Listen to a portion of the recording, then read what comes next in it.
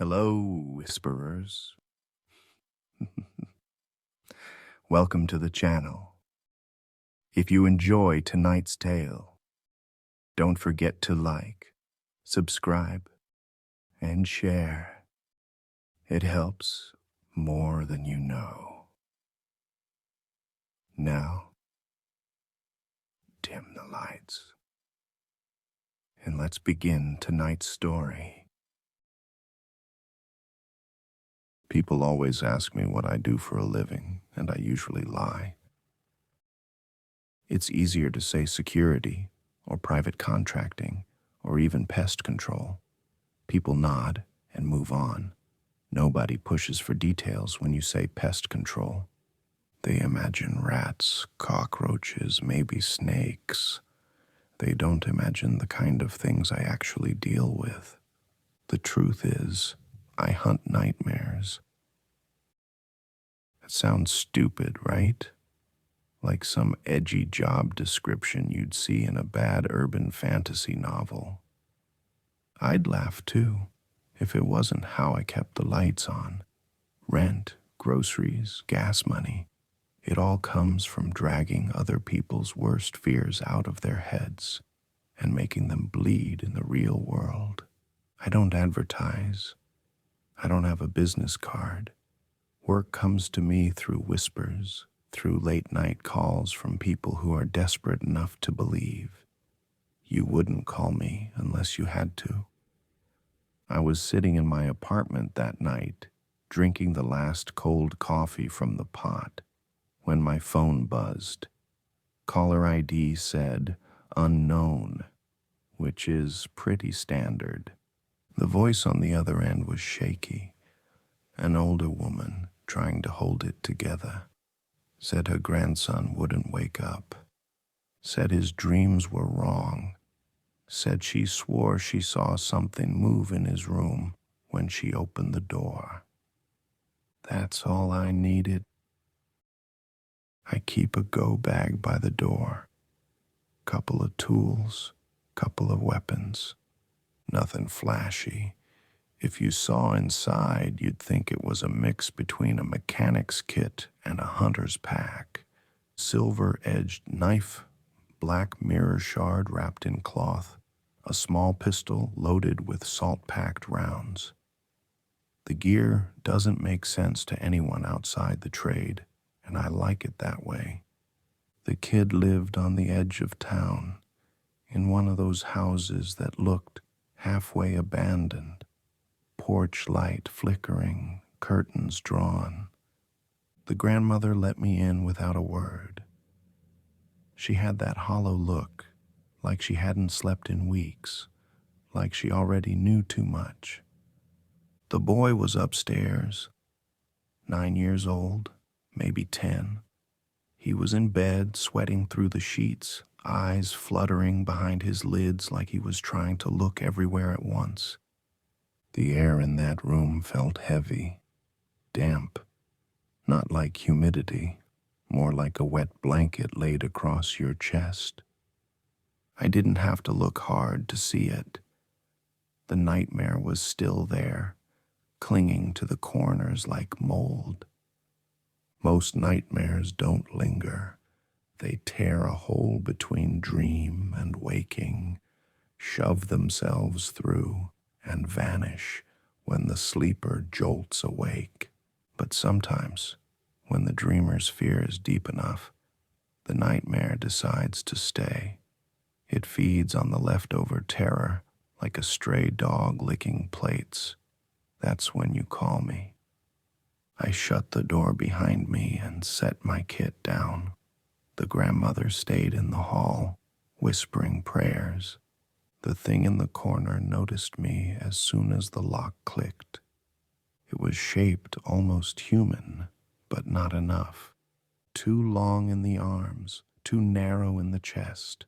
Skin the color of candle wax left too close to the flame. Its face, Christ, its face looked stitched together out of scraps.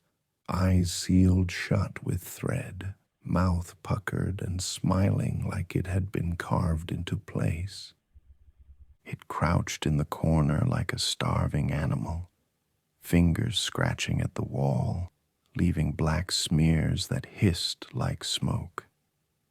Nightmares don't breathe. They don't blink. They just watch. I pulled the cloth off the mirror shard and held it up. The glass is older than me, older than the house, older than the town. Cracked through the center, edges sharp enough to bite if you're not careful. Nightmares hate it. It forces them to take shape, to step fully into this world, instead of hanging half in and half out. The thing hissed when it caught its reflection. Its body twitched, joints snapping as if it had never learned how to move properly. Then it stood, and for a second, I thought the ceiling beams would bow. I slid the pistol free. Salt rounds aren't meant to kill. They're meant to anchor. The first shot cracked the window glass and hit center mass. The creature reeled back, stuck now, forced to hold its weight on our side of the veil. It lunged. The air dropped 10 degrees as it crossed the room. I could smell mildew, copper, something sweet, like rotten fruit. Its hands were bigger than my skull, nails clicking like claws. I ducked, shoved the mirror shard toward its face. The reflection burned in its stitched eyes, and the threads began to smoke. That's when I drove the knife home. Silver edge right into the gut. Not fatal, not really, but enough to tear it loose from the boy's fear, enough to unravel its anchor. The nightmare shrieked without opening its mouth. The sound rattled the bones in my head, made my vision stutter. But the knife worked. It staggered, bled something tar black and steaming, then collapsed back into the wall.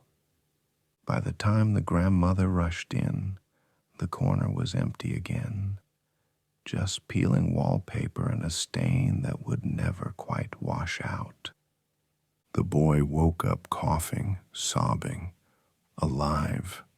I packed up without saying much. You learn not to explain too much. They never believe you once the relief sets in. They start telling themselves it was just a fever, just exhaustion. Denial is a shield, and who am I to take it away?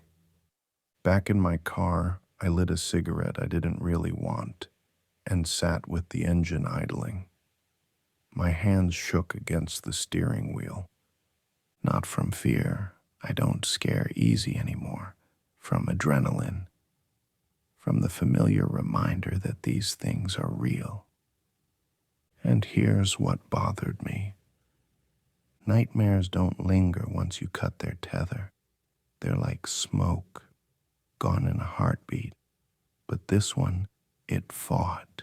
It clawed at the wall, like it was trying to stay. Even as it unraveled, it scraped deep, leaving grooves in the plaster. And when I went back to gather my tools, I saw something I can't explain. A handprint, black and wet, pressed into the wallpaper. Too high up to be the boy's, too fresh to be old. It pulsed once, like a dying heartbeat, before it began to fade. I watched it for a long time, until nothing was left but peeling paper and a faint stink of rot. That was when I realized these things weren't just bleeding through by accident anymore. They were trying to hold on. Most nights, I can shut it off.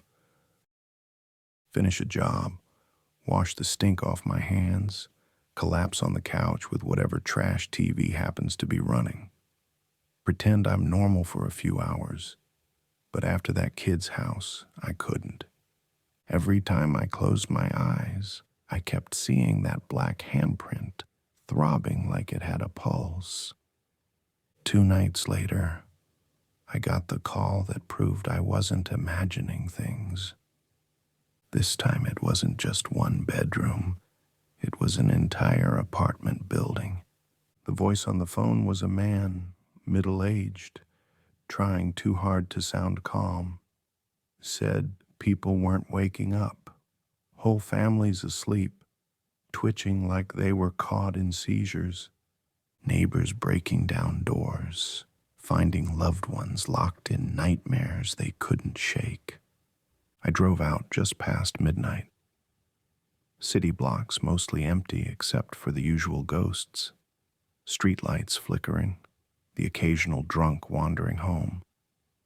But when I turned onto that street, I knew.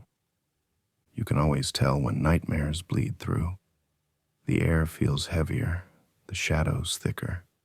Windows glowed like aquarium tanks. Every room inside lit up too bright, like the building wanted to be seen. A cluster of people stood outside, whispering in panicked voices. Nobody wanted to go in. When they saw me step out of the car with my bag, they parted like a tide. I didn't have to introduce myself.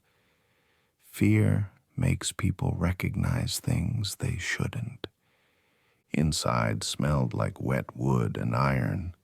The stairwell walls were damp, wallpaper sagging. I could hear faint sounds from behind closed doors, moaning, scratching, that stuttering breath people make when they're caught between dreaming and waking. Second floor, apartment 2B, was where it started. The man who'd called me met me at the door. His wife lay in bed, face pale, lips moving like she was whispering prayers in her sleep. Beside her, their daughter sat bolt upright, eyes wide open, but clearly not awake. Her pupils jerked side to side, like she was watching something only she could see. I didn't even unpack my gear. I knew immediately this wasn't isolated. The air shimmered like heat waves, and in the reflection of the darkened TV, I saw movement that didn't belong to anyone in the room. "Stay outside," I told him. He didn't argue. I pulled out the shard of mirror, the one weapon that works every time. The glass rattled in my hand, like something was pressing against it from the other side. That's how I knew the nightmares weren't just feeding here. They were nesting. The girl's head jerked toward me. Not her. It, the nightmare riding her skin. Her mouth stretched too wide, lips tearing at the corners as it grinned. Black threads pushed up from beneath her gums, writhing like worms. Then she screamed. Not sound force. The whole room shook like a subway train was passing underneath. The window shattered outward, spraying glass into the street. I covered my face, staggered back, pistol raised, and that's when the walls split. They came crawling out. 3, maybe 4 of them, peeling themselves loose from the plaster like it was wet paper. Too many joints, legs bent wrong, eyes stitched, teeth clattering like loose nails in a jar. All of them smelling like old rainwater left to rot in a basement. I fired 2 shots, salt rounds bursting against the first one's chest. It shrieked, spasmed, stuck halfway through the wall. The second dropped from the ceiling, jaws unhinging like a snake's, and I barely rolled aside before it landed where I'd been. Its claws dug deep furrows into the hardwood. This wasn't a normal breach. Usually, 1 nightmare at a time. 2, if you were really unlucky. But 4 at once? That meant something had gone wrong, or worse, something had changed. I dragged the mirror shard across the floor, holding it out like a torch. The reflection forced them solid, pinned their shapes here, gave me targets. They circled, twitching, fast but clumsy. One lunged low. I brought the knife down hard, silver edge biting through its shoulder. It collapsed in a heap of steaming tar, clawing at itself before dissolving into nothing. Another slammed into my back, knocking the wind out of me, teeth snapping an inch from my ear. I jammed the pistol under its chin and pulled the trigger. Salt exploded upward, anchoring it just long enough for me to rip free and bury the knife deep. Two down. The girl on the bed was still screaming, though her mouth wasn't moving anymore. The sound poured out of her like a ventriloquist's dummy, shrill and constant. Her eyes rolled back, showing only white. The last two nightmares circled tighter. One scuttled across the ceiling like a spider, drool dripping onto my shoulders. The other stayed near the girl, protecting her like she was a doorway they didn't want me near. That's when I realized she was the doorway. They weren't just feeding on her fear, they were using her, holding the hole open. I didn't think. I couldn't. I bolted for the bed, ignoring the claws that scraped at my back, and slapped the mirror shard against the girl's chest.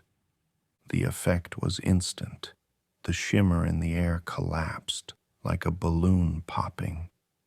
The two nightmares screamed, not in rage, but panic. One dissolved mid-crawl, its limbs bending inward before it tore apart like smoke. The other tried to dive into the girl's body, but the mirror burned it away, layer by layer, until only the smell of sulfur and rot remained. The girl sagged forward, silent. Her father rushed in just in time to catch her. I leaned against the wall, breath tearing in my throat, blood dripping down my arm from a dozen cuts.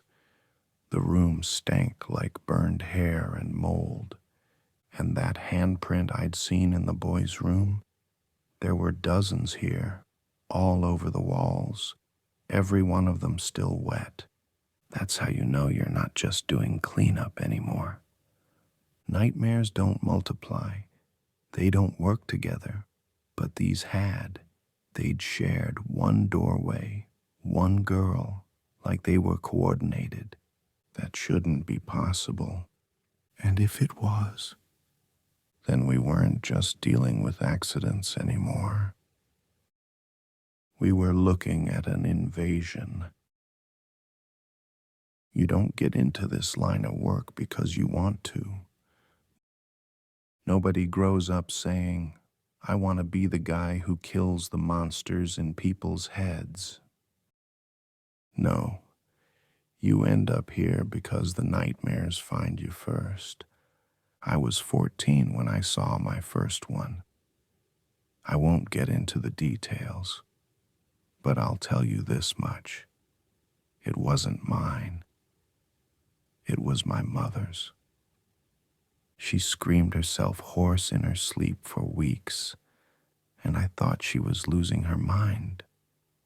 Then one night, I walked into her room and saw the thing crouched over her chest, face buried in her neck, like it was drinking something I couldn't see. It noticed me, and it smiled. That's all I remember. I woke up 3 days later in the hospital. My mother never did. After that, someone found me. A man who'd been doing this job long before I even knew it existed.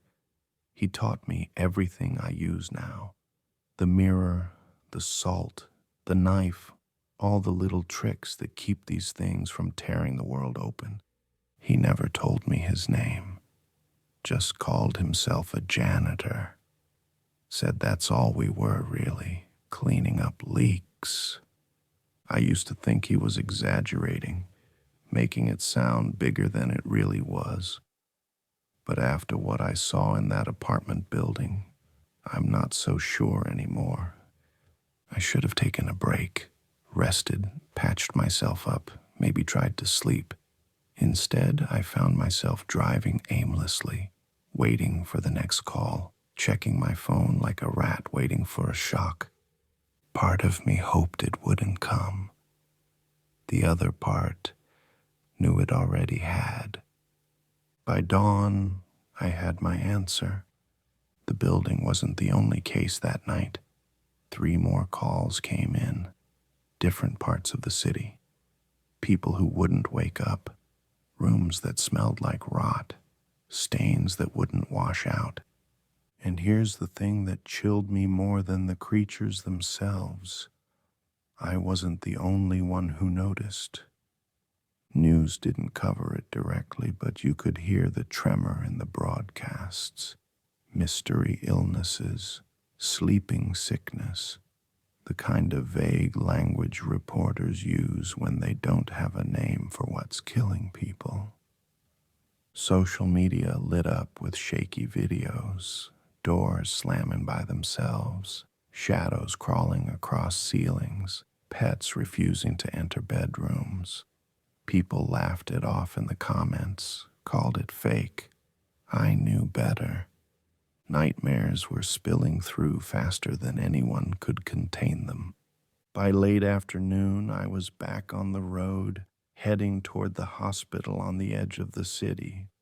Not for treatment, for a job. Hospitals are a nightmares buffet. Fear, pain, desperation, every room dripping with it. Usually they don't stick. Too much chaos, too many distractions. But the message I got was blunt. Whole ward down. When I got there, the place was half evacuated.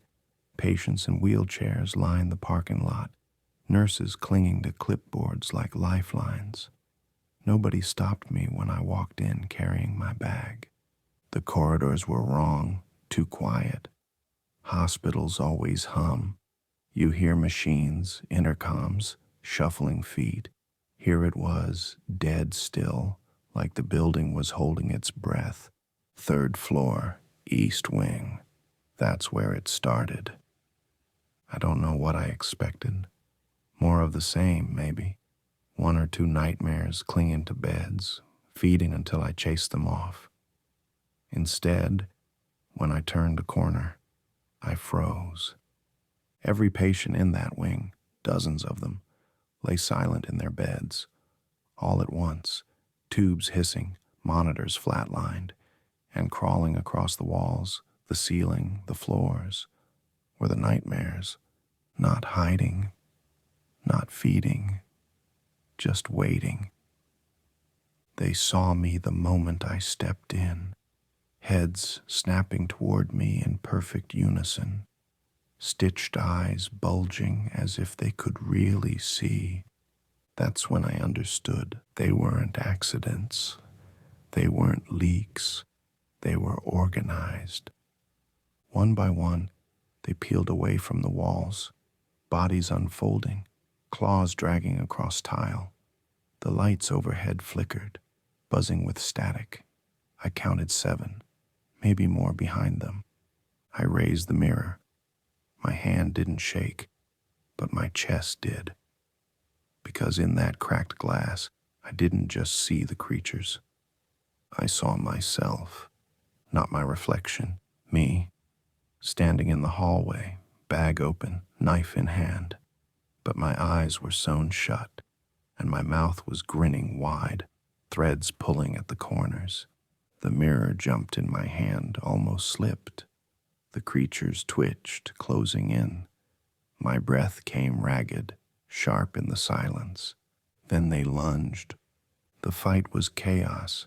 Salt rounds cracked like thunder, anchoring 2 in place long enough for me to carve them open. Tar sprayed across the floor, sizzling against the tiles. Another drop from the ceiling onto my shoulders, teeth gnashing against my jacket. I drove the knife backward, felt it shudder as it dissolved. But there were too many. For every one I cut down, another pulled free from the walls. My boots slid in black blood, nearly sending me sprawling. Claws grazed my ribs, hot lines of pain flashing up my side. I stumbled into a supply closet, slammed the door, and shoved a metal cart against it. The wood buckled almost immediately as something heavy slammed from the other side. I pulled the mirror shard close, chest heaving, sweat running cold down my neck. The glass showed nothing now, just darkness. And in that darkness, a voice whispered, not outside, but inside my head. Janitor. The word scraped like rust on bone. That's what my teacher used to call himself. That's what he called me once. They shouldn't know that. They shouldn't know anything. The door creaked. I gripped the knife tighter.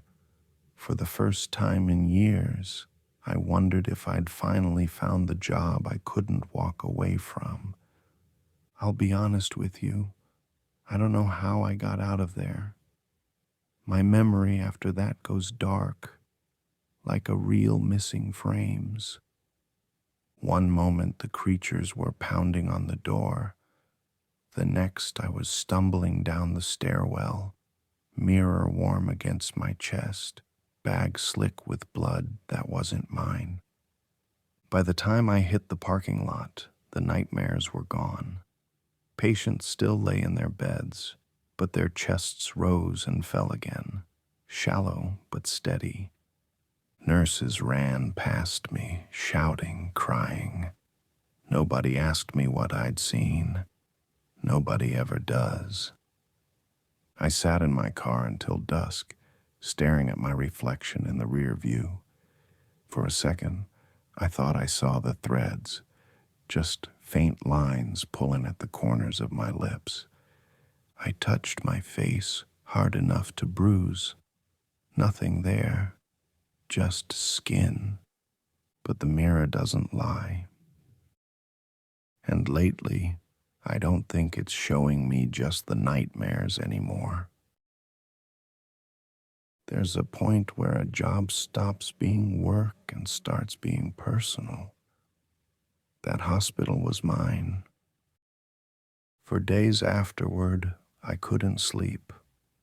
Not because I was afraid of what I'd dream, though maybe I should have been, but because the thought of closing my eyes at all felt like handing the enemy a loaded gun. I ran on caffeine and muscle memory, jumping at every phone buzz, every creak in the floorboards of my apartment. When the call came, I almost didn't answer. It was another hospital, but not one in use. An old wing, shut down years ago after mold made it unsafe. The city kept the power on for reasons nobody ever explained, which made it the perfect place for things to root themselves. The message was short, just an address and 2 words. It's waiting. I knew I shouldn't go. I knew walking into that place was asking to get swallowed whole. But I drove anyway, because I couldn't not. The building loomed against the skyline like a rotten tooth. Windows boarded, paint peeling, weeds pushing up through cracked concrete. I parked a block away and walked the rest, every step echoing too loud in the empty street. Inside, the air was thick with mildew and ammonia. Hallways stretched too long, like the building itself had warped. My boots sank into tile soft with water damage. I followed the smell of copper and rot, past rusted gurneys and shattered glass, until I reached the old surgical theater. That's where I found it. Not a cluster of them this time. Not half a dozen stitched things crawling out of walls. Just one, but bigger. It stood where the operating table should have been, hunched but still brushing the overhead lights, skin slick and gray, stretched tight over bones that bent at angles they shouldn't. Threads laced its eyes shut, but they pulsed like something alive pressed behind them. Its grin was carved wider than a man's chest, teeth jagged like broken tile. And worst of all, its body wasn't random. It was shaped wrong, yes, but familiar. The slope of its shoulders, the set of its jaw beneath the stitches, even the scar across its forearm, identical to the one I gave myself years ago in training. I was staring at a nightmare stitched together out of me. I pulled the mirror shard. My reflection stared back, tired, pale, eyes sunk deep. The nightmare twitched, head cocking like it recognized itself. Then it moved. The first lunge nearly took me apart. Its arm slammed into the wall, showering plaster. I rolled aside, pistol barking. Salt burst against its chest, anchoring it solid, but it didn't stagger, didn't even flinch. I dove behind an overturned cart, reloaded, knife clenched tight. The nightmare dragged its claws across the tiles, sparks shrieking. Every sound echoed too long, bouncing down hallways that shouldn't have carried that far. It circled me, slow, deliberate, not rushing, not mindless, studying like a hunter. I fired again, round after round, black blood spraying. It moved faster than something that size should, dodging, weaving, closing the distance. Claws raked my arm, fire lancing through muscle. I dropped the pistol. We hit the floor hard. Its weight crushed the breath from me. Teeth snapped inches from my face, threads straining as its stitched mouth tried to open wider. I shoved the mirror shard up between us. Its reflection glared, half me, half it, grinning wider every second. For a moment, I thought it had me, that maybe this was how it ended, not in fire or blood, but in being replaced. Then instinct kicked in.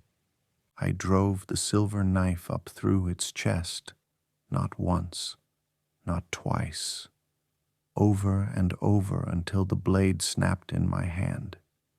Tar burst hot across my skin, sizzling like acid.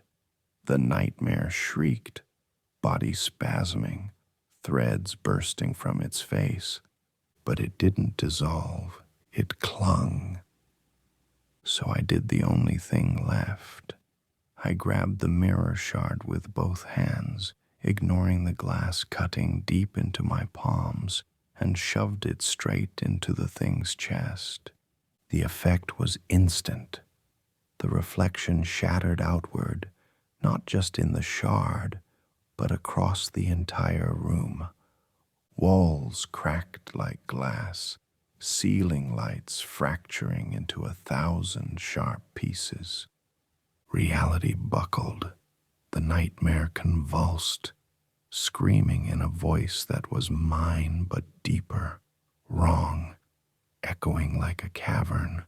Then it burst, not into smoke, not into tar, into nothing.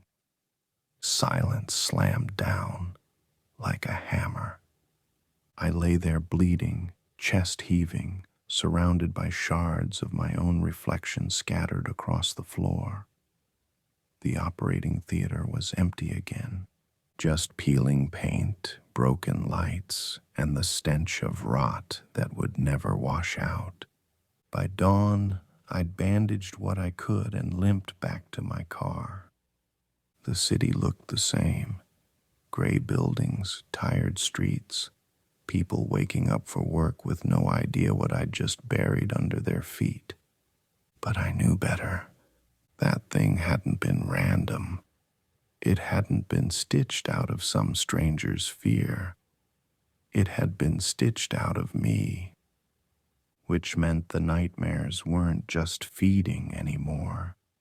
They were learning, adapting, and if they could build something like that once, they could do it again. Maybe next time they won't need the mirror to hold on. Maybe next time they won't need a doorway at all. I don't have answers, just blood-stained hands and another scar to add to the collection. But I can tell you this much. I hunt nightmares for a living. That's my job, my curse, my only reason I'm still breathing. And after what I saw in that theater, I know the truth. They're starting to hunt me back.